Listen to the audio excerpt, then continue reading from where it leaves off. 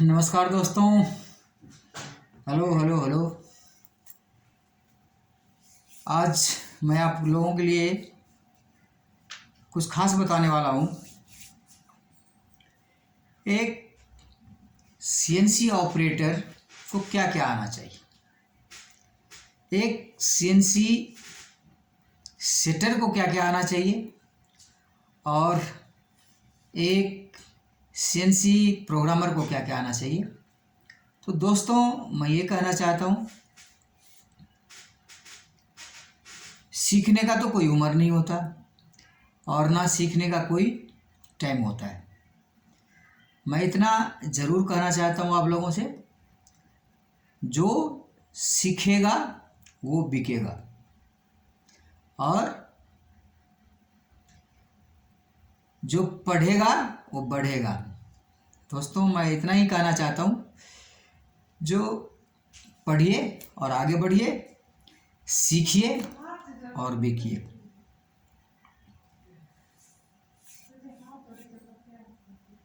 मूल्य मार्केट के अंदर रखा हुआ है और उस मूल्य के अनुसार आप अपनी प्राइस को तय कीजिए, जो आपको किस तरह से दिखना है और किस तरह से बिकना है। जिस काम को आप कर रहे हैं उस काम को बखूबी कीजिए, मगर उस काम को प्रेजेंट करने की कला होनी चाहिए आप में। जब आप अपने काम को प्रेजेंट करेंगे तो दिखेंगे और दिखेंगे तो बिकेंगे। सीएनसी कोई बड़ी चीज़ नहीं है, और यदि कोई सीखना चाहे इसे ध्यानपूर्वक, यदि वो ध्यान देगा, सीखेगा, पढ़ेगा, आगे बढ़ेगा, कुछ ही दिनों में 2-3 महीने यदि लगातार मेहनत करेगा और ध्यान से सीखेगा, ध्यान से हमारे चैनल को देखेगा,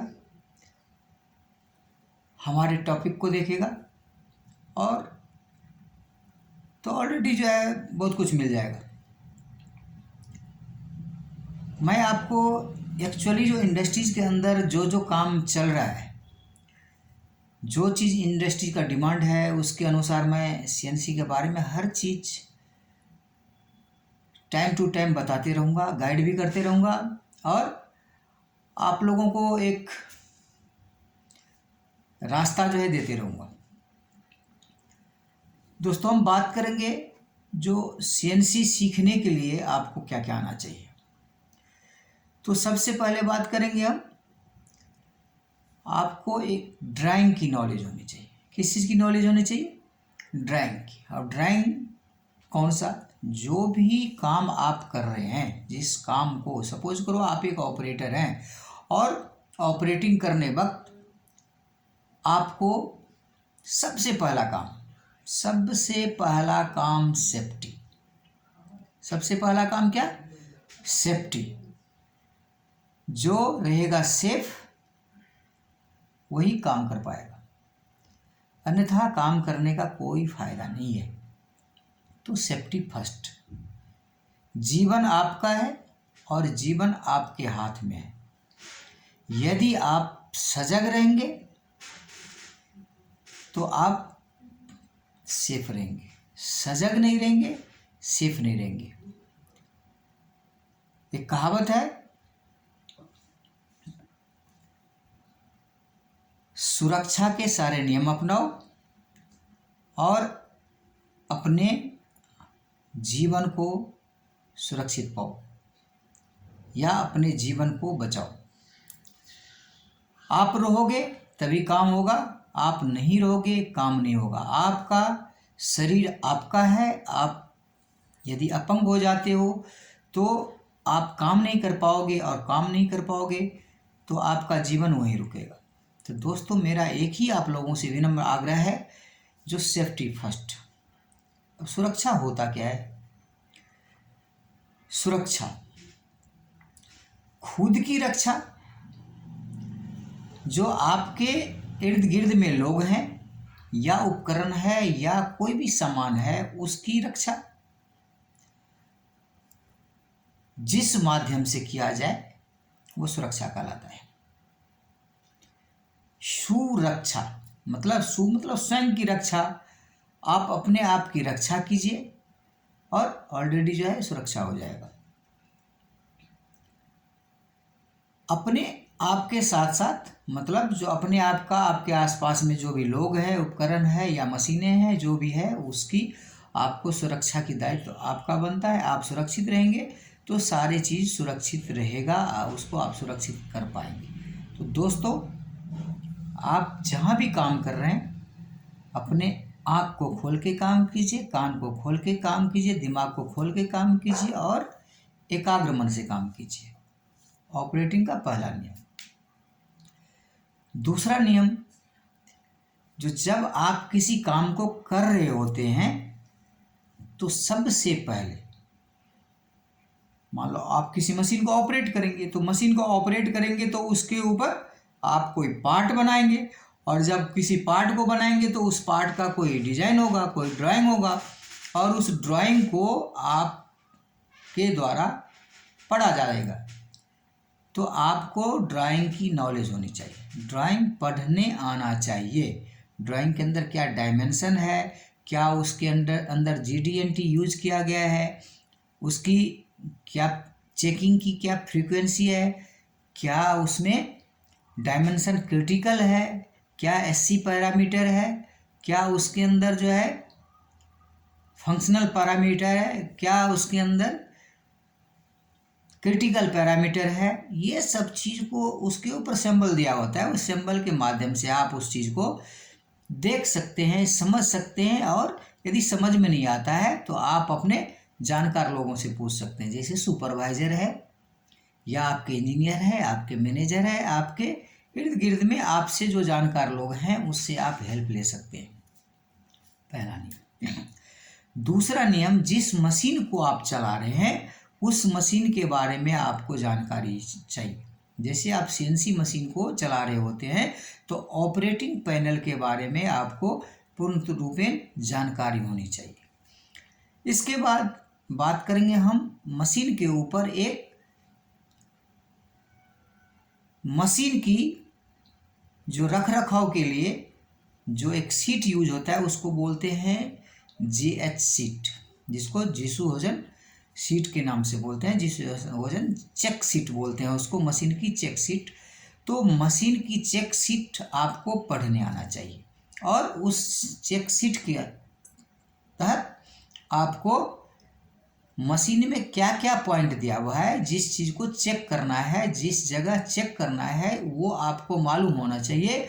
और यदि मालूम नहीं है तो आप अपने सुपरवाइज़र से पूछिए, आप अपने इंजीनियर से पूछिए, और उस चीज़ को भली भांति मालूम कर लीजिए। और उस चीज़ पे जो फ्रीक्वेंसी दिया हुआ है चेक करने की, या जिस चीज़ के ऊपर मान लो सपोज करो कूलेंट दिया हुआ है, तो कूलेंट की कंसंट्रेशन के कितने हैं, कूलेंट का लेवल कितना है, ये सब चीज़ आपको मालूम होना चाहिए। कहीं टैंक में कूलेंट खाली तो नहीं है, या टैंक में पूरा भरा हुआ तो नहीं है। मतलब टैंक में एक लेवल जो होनी चाहिए, वो पीछे आपका लेवल बल्ब लगा रहता है, उस बल्ब के अंदर आप देख के उसको, या लेवल मीटर होता है उसको देख के आप उसे पता कर सकते हैं। दूसरा क्या है, जो आपने चेक सीट के सारे चेक को पॉइंट करना है, कौन सा ओके है और कौन सा NG है। तो जो आपके द्वारा चेक किया गया ओके है तो उसमें टिक मारना है ओके का, और जो NC है, जिसमें NC निकल गया, मान लो जिसमें सपोज करो जो आपका हाइड्रोलिक लेवल लो है, तो उसमें क्या करना है, आपको एक गोला मार देना है। सपोज करो आपने पहला टिक किया, या जो भी आपका वहाँ कंडीशन लिखा होगा, टिक करना है या गोला मारना है या कट मारना है, जो भी कंडीशन दिया होगा, तो जो NC है तो उसमें आप कट मारेंगे, और कट मारने के बाद उसके ऊपर जब वो ठीक हो जाता है तो उसके ऊपर सर्किल मार के उसको टिक कर दें। तो इस तरह से जो मतलब आपका सिस्टम है, उस सिस्टम के तहत आप उस चीज़ को चेक करके और उसको वेरीफाई करके और अपना सिग्नेचर करके उसको दुरुस्त कर लेंगे। ये ऑपरेटिंग का दूसरा पॉइंट है। तीसरा पॉइंट है ऑपरेटिंग का, जब आप मशीन को ऑन करेंगे, सारा चीज़ चेक हो गया, तो आप मशीन का कोई टूल या चक, मशीन के अंदर चक है, जॉ है, फिक्चर है, तो वो पॉइंट, वो जो चीज़ है वो कहीं लूज तो नहीं है, उसको भली भांति चेक करना है आपको। ये सब चीज़, सारी चीज़ चेक करना है। इसके बाद हम बात करेंगे गेज के ऊपर। तो गेज के ऊपर, गेज को वेरीफाई करना बहुत ज़रूरी है। उसको वेरीफाई करना क्यों ज़रूरी है? क्योंकि आपका गेज सही नहीं होगा, यदि आपका इंस्ट्रूमेंट सही नहीं है तो वो गलत मापेगा। गलत मापेगा तो आपका पार्ट यहाँ मशीन के ऊपर सही दिखाएगा, बट जब आप उसको आगे इंस्पेक्शन होगा उसकी, और उसका इंस्ट्रूमेंट यदि सही है तो वहाँ उस इंस्ट्रूमेंट के द्वारा जब चेक होगा तो आपका जो यहाँ आप सही पार्ट चेक कर रहे थे वो पार्ट वहाँ गलत शो कर देगा। तो इसीलिए दोस्तों इंस्ट्रूमेंट को सबसे पहले वेरीफाई करके, मास्टरिंग करके, उसको चेक करके ओके कर लेना चाहिए। तो तीसरा पॉइंट हो गया। अब मशीन हो गई रेडी, आपकी चलने के लिए रेडी हो गई।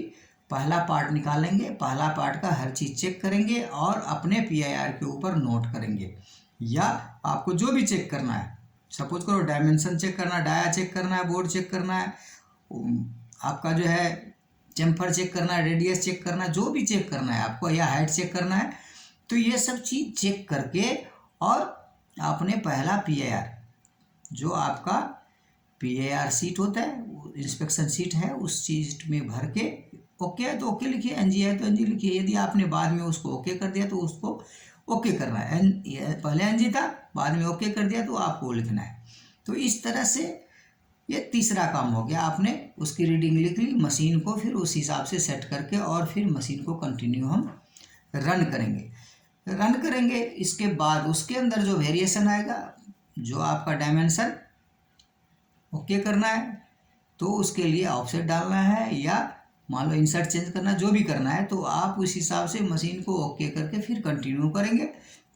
और आप अपने पार्ट को जो फ्रीक्वेंसी दी हुई है आपके प्रोसेस शीट में, उस फ्रीक्वेंसी के हिसाब से आप उसको चेक करते रहेंगे। चाहे घंटे में किसी पैरामीटर का दिया हुआ है जो घंटे में चेक करना है, किसी को 100% चेक करना है, किसी पैरामीटर को 10 पार्ट के बाद चेक करना है, तो वो सारा चीज़ आपके प्रोसेस शीट में इंक्लूड रहता है। तो इस तरह से ऑपरेटर को ये नॉलेज होनी चाहिए, इंसर्ट चेंज करने की, ऑफसेट डालने की, मशीन की बटन की, मशीन के अंदर जो है जो पार्ट पुर्जे हैं उसकी, और पार्ट इंस्पेक्शन की, ये सारे नॉलेज उनको होने चाहिए। तो ये तो होगी ऑपरेटिंग की बात। अब बात करेंगे सेटिंग की। तो थोड़ा बहुत सेटिंग की भी नॉलेज ऑपरेटर को होना चाहिए। जैसे कभी टूल चेंज होता है, कभी आपकी फिक्चर चेंज होती है, कभी आपका हो सकता है किसी ऑफसेट को थोड़ा बहुत इधर उधर किया जाए। तो इस तरह से आपने ये सब चीज़ सारा सिस्टम सेट करके और एक ऑपरेटर बनना है। इसके बाद इसके साथ साथ दोस्तों 5S की बहुत ही बड़ा योगदान है आपके जीवन में और आपके ऑपरेटिंग सिस्टम में। तो 5S को जानना बहुत ज़रूरी है, और जब 5S आप मेंटेन रखेंगे तो फ्री माइंडेड काम कर पाएंगे। माइंड फ्री करके जब काम करेंगे तो आपका काम भी अच्छा होगा, रिजल्ट भी अच्छा आएगा, और आपसे लोग खुश भी रहेगा। तो जब आप अच्छे इन्वायरमेंट में काम करेंगे तो अच्छा रिजल्ट दे पाएंगे। तो इसीलिए दोस्त, मशीन की जो देख रेख है और साफ सफाई है वो भी आपकी जिम्मेदारी। 5S के तहत 5S होता है जो हम अगले क्लास में बताएंगे, और मैं सिर्फ एक S की बात करूंगा इसमें। जो तीसरा S है उसको बोलते हैं सीसो। और सीसो मशीन चलाने से पहले और मशीन छोड़ने के बाद, शिफ्ट ख़त्म होने के बाद, जो आपका लास्ट का टाइम है और फर्स्ट का टाइम है, मशीन की सफाई भली भांति होनी चाहिए, इंस्ट्रूमेंट की सफाई भली भांति होनी चाहिए, और आपका जो फर्श है, आसपास की जो सराउंडिंग एरिया है, उसकी सफाई भली भांति होनी चाहिए। यदि आप इतना काम करते हैं तो आप एक परफेक्ट ऑपरेटर बन जाएंगे। इसके साथ साथ जो आपका जो नॉलेज होना चाहिए वो आप अपना ध्यान पूरा ड्राइंग को समझने में लगाइए। जब आपको ड्राइंग समझ में आ जाएगी टूलिंग समझ में आ जाएगा, मशीन समझ में आ जाएगी। तो इसके बाद धीरे धीरे आपने सेटिंग की तरफ बढ़ना है। और सेटिंग में क्या क्या चीज़ होता है वो हम अगले क्लास में बताएंगे। दोस्तों, यदि मेरा वीडियो अच्छा लगा आपको, यदि आप मुझे ये चाहते हैं जो कंटिन्यू रखूं, तो दोस्तों आप इस वीडियो को सब्सक्राइब कीजिए, लाइक कीजिए और शेयर कीजिए। कम से कम अपने 4-5 यार दोस्तों को तो ज़रूर भेजिए, ताकि जो शिक्षा आप लेना चाहते हैं, जो ज्ञान आप लेना चाहते हैं, वही ज्ञान आपके यार दोस्त तक जाए, वो भी थोड़ा बहुत पढ़ लेंगे। तो जब आप 2-4 यार दोस्त आपस में बात करेंगे तो टेक्निकली बात होगी और आपका जो है नॉलेज लेवल बढ़ेगा, आप सुदृढ़ होंगे, सफलमंद होंगे। तो दोस्तों, धन्यवाद। जय हिंद, जय भारत।